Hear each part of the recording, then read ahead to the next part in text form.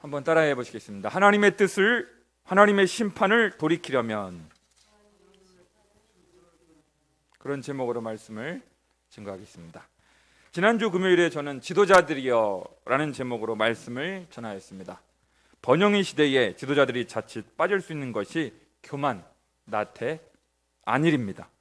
나태와 안일은 필연적으로 사치와 향락, 성적 타락을 야기하게 됩니다. 그러므로 지도자들은 항상 깨어 있어야 하며 겸손으로 허리를 동여 매야 한다고 말씀드렸습니다. 오늘은 임박한 북이스라엘의 심판을 잠시 유예하거나 철회할 수 있었던 것이 과연 무엇이었는지를 살펴보고자 합니다. 여러분, 성경에 나오는 하나님은 전능하시고 광대하시며 우주적이신 하나님이시지만 동시에 매우 인격적인 하나님이십니다. 무슨 말씀이냐면요, 그 하나님과 대화가 가능하고요, 소통이 가능합니다. 심지어 얼마든지 설득도 가능하다는 사실입니다. 여러분, 우리가 피조물 된 우리가, 하나님의 자녀된 우리가 감히 하나님을 설득한다? 상상해 보셨습니까? 대표적인 사례가 출애굽기 32장에 나오는 모세의 기도입니다. 모세가 십계명을 받으러 시내산에 올라가 있는 동안 기다리지 못하고 초조해 있던 이스라엘 백성들은 아론을 충동하여 그만 금송아지 신상을 만들고 말았습니다.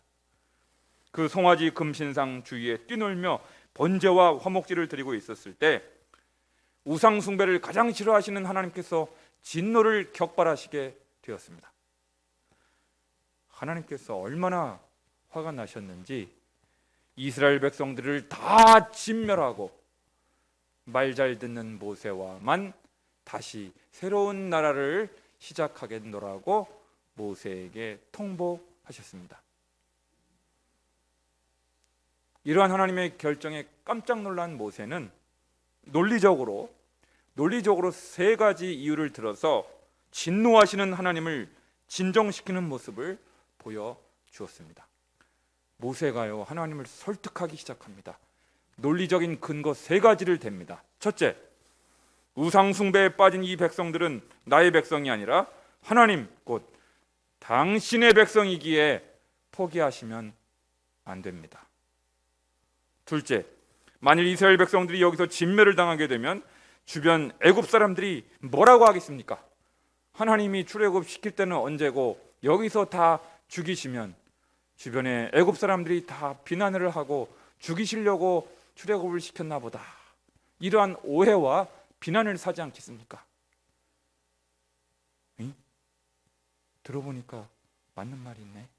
셋째, 하나님께서 창세기 12장과 15장에서 아브라함과 맺으신 언약이 있지 않습니까? 이스라엘 백성들 하늘의 별과 같이 바다의 모래알 같이 많이 번성하게 해 주리라.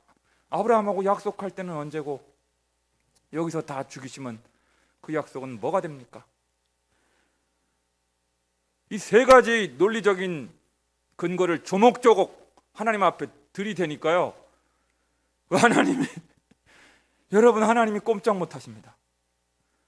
꼼짝 못하시고 네 말이 맞는 것 같다 하시면서 하나님께서 진노를 거두시고 이스라엘 백성을 심판하시겠다고 하시는 계획을 철회하셨습니다. 할렐루야. 여러분, 인간이, 피조물 된 인간이 하나님을 감히 설득해서 하나님의 뜻을, 어떤 일을 작정하셨던 하나님의 뜻을 철회하신 대표적인 경우입니다. 오늘 아모스 7장 본문에서도 북이스라엘을 심판하시려는 하나님을 향하여 아모스의 간절한 기도로 하나님을 설득하는 듯한 기도가 나옵니다. 본문 1절부터 6절까지 함께 읽겠습니다. 1절부터 6절까지만. 자, 보세요. 제가 빨리 읽을게요. 주 여호와께서 내게 보이신 것이 이러하니라. 왕이 풀을 벤 후 풀이 다시 움돋기 시작할 때에 주께서 메뚜기를 지으심에 메뚜기가 땅의 풀을 다 먹은지라. 내가 이르되 주 여호와여 청컨대 사하소서. 야곱이 미약하오니 어떻게 서리이까. 그러니까 하나님께서 여러분 왕이 풀을 베은 후라는 것은 왕이 풀을 뱄다는 것은 세금으로 곡물을 바친 거예요. 처음 벤 풀은. 근데 두 번째 풀이 다시 움돋기 시작할 때는 이때는 이스라엘 백성들이 생계를 위하여 이제 먹어야만 하는 풀들인 거예요. 그런데 그 생계를 위해서 생명을 위해서 먹어야 하는 그 풀이 움돋기 시작할 때 하나님께서 메뚜기 재앙을 내리셨다는 것은 다 죽이겠다는 뜻입니다. 죽이겠다. 그때 아모스가 청컨대 용서하여 주옵소서. 야곱이 미약하오니 어떻게 두 번째 우미 돈 풀을 메뚜기 재앙으로 다 갉아먹게 하시면 우리가 어찌 살 수 있겠습니까? 간절히 기도하니까 여호와께서 이에 대하여 뜻을 돌이키셨으므로 이것이 이루어졌다 이루어지지 아니하였다 이루어지지 아니하리라. 간절히 아모스가 기도하여서 메뚜기 재앙을 내리려 하셨던 하나님의 계획을 철회하게 하신 것입니다. 또 4절에 보면 주 여호와께서도 또 내게 보이신 것이 이러하니라. 주 여호와께서 명령하여 불로 징벌하게 하시니 불이 큰 바다를 섬기고. 여러분 얼마나 어마어마하게 무시무시한 불이 길래 바다를 삼킬 정도 상상력을 발동해 보세요. 와, 어떻게 바다를 삼킬 만한 불이 임할 수 있을까요? 무시무시한 불심판이 임한다는 것이죠. 하나님, 그러면 살아남을 자가 누가 있겠습니까? 그래서 아모스가 야곱이 미약하오니 어떻게 서리까 하매 주 여호와께서 이에 대하여 뜻을 돌이키셨어요? 안 돌이키셨어요? 돌이켜 주 여호와께서 이제 이것도 이루지 아니하리라. 할렐루야. 두 번씩이나 영거푸 메뚜기 재앙을 하나님께서 내리려고 하셨고 불재앙을 내리려고 하셨는데 아모스가 야곱 자손이 이스라엘 백성이 이 두 가지 재앙을 감당할 힘이 없습니다. 너무 미약합니다.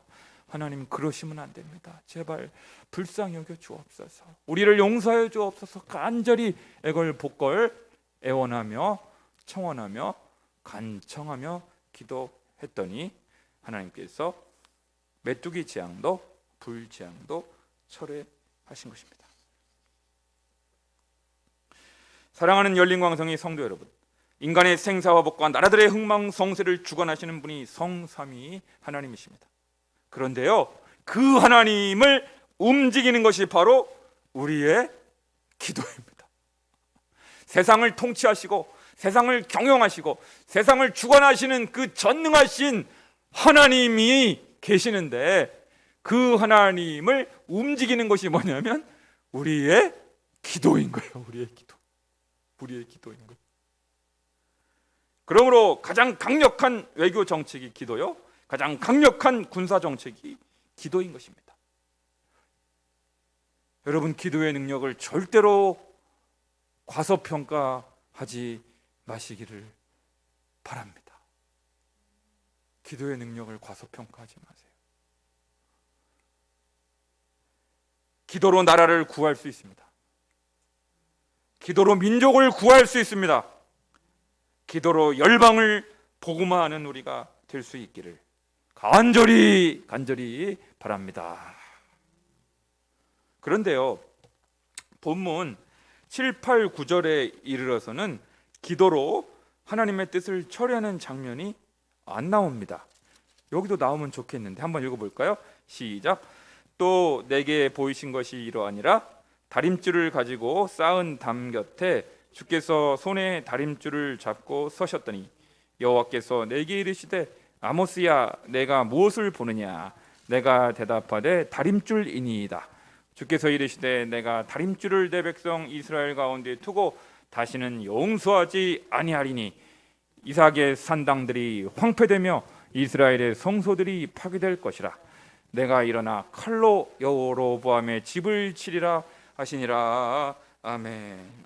왜 여기는 하나님께 첫 번째 메뚜기 재앙과 두 번째 불재앙 때는 아모스 선지자가 간절히 애걸복걸 하나님 앞에 기도해서 하나님께서 그 재앙을 내리시던 계획을 처리하셨잖아요. 그러면 여기 세 번째 재앙 때도 그러면 좋겠는데 왜 이 세 번째 다림줄 재앙에는 그런 내용이 안 나오지? 왜 안 나오지? 여러분 아마 궁금해하실 것입니다. 본문에 4번씩이나 반복되는 다림줄이라는 낱말에 주목해야 합니다. 여러분 다림줄 아세요? 다림줄. 건축하시는 분들은 잘 아시는데 건축업에 종사하시는 분들은 다림줄이 뭔지 금방 아시는데요. 어떤 건물의 벽이나 쌓은 벽돌이 수직으로 바로 섰는가를 살펴보기 위해 줄을 달아서 늘어뜨리는 줄을 말합니다. 수직으로 이렇게 늘어뜨린 그게 다림줄이에요. 그러니까 어떤 건물의 기울어진 정도가 심한지 그렇지 않은지를 측정할 때 다림줄이 필요한 것입니다. 그래서 평형을 유지해야만 이 건물은 이 벽돌을 쌓은 것은 제대로 잘 쌓았구나, 제대로 공사가 이루어졌구나, 이걸 측량하는 기구입니다. 그런데 이게 기울어져 있다거나 평행 상태를 유지하지 않으면 이 공사는 날림 공사인 거예요. 그래서 다 부셔버려 가지고 다시 공사를 해야 돼. 그게 다림줄입니다. 그러니까요, 이 본문 7, 8, 9절에 이르러서는 북이스라엘의 죄악으로 말미암아 너무나 기울어져 있어서 더 이상 어떻게 손을 쓸 수 없는 지경에까지 죄악으로 너무나 기울어져 있었기 때문에 하나님께서 자비를 베풀어 주실 수가 없고요. 제가 방금 설명드렸잖아요. 너무나 기울어져 있어 버리면 이거는 다 무너뜨리고 다 파괴시키고 다시 공사를 시작해야 할 정도로 너무나 죄악으로 기울어져 버려 있었기 때문에 그때는 기도도 통하지가 않는 것입니다. 특히 종교의 중심인 이삭의 산당들과 이스라엘의 성소들, 그리고 정치의 중심인 여로보암의 집이 너무나 회복 불능의 지경까지 부패하고 타락하여 더 이상 재구의 여지가 없었기 때문입니다. 그러므로 사랑하는 성도 여러분, 기도도 다 때가 있습니다. 한번 따라해 볼까요? 기도도 다 때가 있습니다. 여러분 그거 꼭 아셔야 돼요. 인생을 살아가면서 기도하기에 너무 늦은 때란 없지만 언젠가는 심지어 기도도 무용지물이 될 때가 올 수가 있다는 것입니다. 이것은 우리에게 기도의 기회와 장소가 주어졌을 때 절대로 기도하기를 쉬지 말라는 말씀이 아닐 수가 없는 거예요. 기도는 우리의 안식 빛으로 인도하리. 앞이 캄캄할 때 기도 잊지 마세요. 사랑하는 성도 여러분, 이제 우리는 북이스라엘의 심판을 촉발시킨 또 하나의 중요한 이유를 발견하게 됩니다. 바로 거짓 선지자의 문제입니다. 무슨 문제요? 거짓 선지자의 문제입니다. 본문 10절부터 13절까지를 우리 함께 읽겠습니다. 10절부터 13절까지 석절을 함께 시작. 때에 베들레 제사장 아마시아가 이스라엘의 왕 여로보암에게 보내어 이르되 이스라엘 족속 중에 아모스가 왕을 모반하나니 그 모든 말을 이 땅이 견딜 수 없나이다. 아모스가 말하기를 여로보암은 칼에 죽겠고 이스라엘은 반드시 사로잡혀 그 땅에서 떠나겠다 하나이다. 아마시아가 또 아모스에게 이르되 선진견자야, 너는 유다 땅으로 도망하여 가서 거기에서나 떡을 먹으며 거기에서나 예언하고 다시는 베델에서 예언하지 말라. 이는 왕의 성소요 나라의 궁궐이민이라. 아멘. 여러분, 아모스는 원래 선지자가 아니었습니다. 선지자의 아들도 아니었습니다. 목자요 뽕나무를 재배하던 사람 평신도였습니다. 일반 성도였다는 거예요. 성직자 출신이 아닙니다. 그러다가 느닷없이 하나님께 붙들려 징집되어 일방적으로 예언자의 임무를 수행한 사람이었습니다. 자기 직업이 있었어요. 생업이 있었기 때문에 먹고 사는 문제에 별 지장이 없어요. 그러니까 누구 눈치 보고 할 것 없이 마음껏 하나님의 말씀을, 예언의 말씀을 좌고우면하지 않고 자유롭게 받은 대로 하나님의 말씀을 선포했습니다. 11절의 말씀대로 여로보암은 칼에 죽겠고 이스라엘은 반드시 사로잡혀 그 땅에서 떠나겠다. 그러니까 북이스라엘의 왕이 칼날에 죽을 것이다. 북이스라엘은 반드시 포로로 사로잡혀 그 땅에서 떠나가리라. 이 물론 부정적인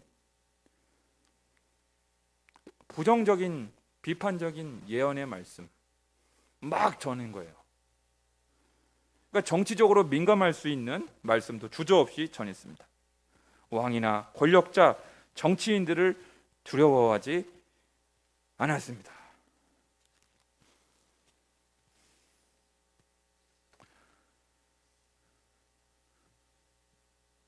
당연할 수밖에 없죠. 먹고 사는 자기 생업이 있으니까, 자기 직업이 있으니까 하나님의 말씀 전하는 것이 누구 눈치 볼 것이 없는 거예요. 당당할 수 있는 것이죠. 그러다 보니 아모스는 억울하게 중상모략을 듣기도 했습니다. 영모를 꾀했다는 말까지 들었고요. 사역지인 북이스라엘을 떠나서 고향인 유다 땅으로 추방을 당할 위기에 처하기도 합니다. 정치적으로 권력자들을 향하여 부정적이고 비판적인 말씀도 가감없이 증거했기 때문입니다. 사랑하는 열린광성의 지체 여러분, 참 선지자와 거짓 선지자를 구분하는 몇 가지 기준을 우리가 발견하게 됩니다. 첫째, 참 선지자는 정치 권력자들과 일정한 거리를 유지해야 한다는 것입니다. 베델의 제사장 아마샤의 경우 북이스라엘의 왕 여로보암과 지나치게 밀착되어 있었습니다. 지나치게 밀착되어 있다 보면 잘못을 지적하기가 어려워집니다. 알고도 묵인하거나 회피하게 됩니다. 그러므로 선지자는, 목회자는, 설교자는 여당이든 야당이든 정치 권력자들과 일정한 거리를 유지하고 적절한 긴장 관계를 유지해야 바른 말을 할 수가 있게 됩니다. 두 번째, 예언자로서의 임무가 밥벌이의 수단이어서는 안 된다는 것입니다. 여러분, 베델의 제사장 아마샤의 의중이 담겨 있는 12절을 보시게 되면요, 그는 이렇게 말하고 있습니다. 12절을 한번 볼까요? 12절 함께 읽겠습니다. 아마샤가 또 아모스에게 이르되 선견자야, 너는 유다 땅으로 도망하여 가서 거기에서나 떡을 먹으며 거기에서나 예언하고, 이렇게 조롱하는 듯한 말을 합니다. 이 말을 통해서 베델의 제사장 아마샤의 가치관이, 세계관이 여기서 드러납니다. 제사장 아마샤의 경우 예언자의 활동을 밥벌이의 수단으로 여긴다는 것을 알게 됩니다. 그러니까 생계의 수단으로, 오늘날로 치면요, 생계 수단으로 목회를 하고 생계 수단으로 설교를 한다는 말입니다. 정치 권력자들과의 유착 관계를 기반으로 설교를 하려고 하니 먹고 사는 문제에 지장이 없으려면 그들의 비위를 건드리는 부정적이고 비판적인 메시지를 전할 수가 없는 것입니다. 그러니까 베델의 제사장 아마샤에게 아모스라고 하는 존재는 눈에 가시 같은 존재인 거예요. 눈에 가시 같은 존재인 거예요. 그러니까 유다 땅으로 가라 쫓아내려고 했고요, 추방시키려고 했던 것입니다. 사랑하는 열린광성의 지체 여러분, 오늘 설교를 준비하면서 저 스스로에게 이런 진지한 질문을 던지지 않을 수 없었습니다. 나는 왜 목회를 하는가? 나는 왜 설교를 하는가? 생계 때문인가? 밥벌이 때문인가? 과연 그렇지 않다면 내가 하나님의 부르심을 받은 예언자임을 나타내는 증거가 무엇인가? 심각하게 고민했습니다. 이제 설교를 마치면서 두 가지로 정리를 하고자 합니다. 우리는 나라와 민족을 위하여, 열방을 위하여 기도를 쉬지 말아야 한다는 것입니다. 그리고 이 땅에 설교자로 부름을 받은 하나님의 종들을 위하여 또한 기도해야 합니다. 기도해야 합니다. 무수한 교회의 강단을 통하여 온전한 생명수가 흘러 가정과 직장 그리고 세상 가운데 은혜의 복음이 전하여지고 영혼들이 살아나서 거룩하신 하나님의 나라가 이 땅에 구현되는 비전과 환상을 포기하지 마십시다. 한국 교회 안에 아마샤처럼 생계를 위해 일하는 직업적인 종교인이 아니라 아모스 선지자처럼 광야에서 외치는 자의 소리가 많아지게 될 때 이 땅은 거룩함이 회복되고 생명과 구원의 역사가 곳곳에서 나타나게 될 줄로 믿습니다. 기도하시겠습니다.